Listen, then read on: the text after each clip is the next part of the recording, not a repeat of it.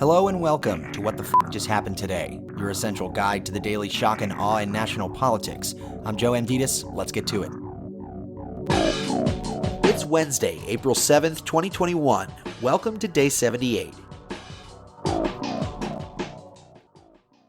The CDC says the coronavirus variant first identified in the United Kingdom is now the dominant strain in the United States. The variant known as B.1.1.7 is 50% more contagious than others and now accounts for about 27% of cases in the United States. CDC Director Rochelle Walensky said the newer strain is more transmissible among younger people and that new outbreaks in the United States have been linked to youth sports and daycare centers. Back in D.C., Biden signaled that he is open to good faith negotiations with Republicans when it comes to his $2.3 trillion infrastructure proposal, but insisted that he would not be open to doing nothing. Inaction is simply not an option, Biden said. When asked if he would consider a lower corporate tax rate than 28%, which his plan currently calls for, Biden said, "I'm willing to listen to that. We've got to pay for this," noting that there are many other ways we can do it. The Treasury Department outlined a proposed tax increase on businesses that, if enacted, would raise $2.5 trillion in revenue over 15 years and is meant to offset the costs of the infrastructure package. Biden also plans to announce new executive actions to curb gun violence on Thursday. While the extent of tomorrow's announcement is unclear, Biden is expected to require background checks when it comes to buyers of so-called ghost guns, the homemade or makeshift firearms that lack serial numbers.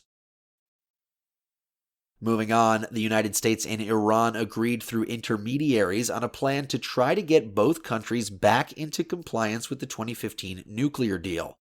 During a meeting with the current members of the deal, all parties agreed to establish a working group that would focus on how to get the United States back to the deal by lifting economic sanctions that were imposed or reimposed after Trump pulled out of the accord in May 2018.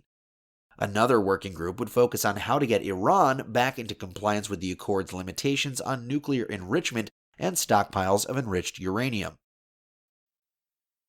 Back in the U.S., more than 500,000 Americans signed up for healthcare coverage through the Affordable Care Act marketplace between mid-February and the end of March. The Biden administration initially opened a special enrollment period for everyone on healthcare.gov that allowed people to buy insurance through May 15th. The period was later extended until August 15th. And finally, the National Republican Congressional Committee is warning donors who opt out of recurring monthly donations that we will have to tell Trump you're a defector. A tool provided by WinRed, a for-profit Republican donation platform, pre-checks a box that enrolls donors into repeated monthly donations by default. Donors who proactively uncheck the box are threatened with being labeled as a defector. The pre-checked box is the same tactic used by the Trump campaign, which resulted in complaints of fraud to banks and credit card companies. That's all for now. You can find the links and sources for all of these stories on the main website. And as always, visit whatthefjusthappenedtoday.com for the latest news and headlines.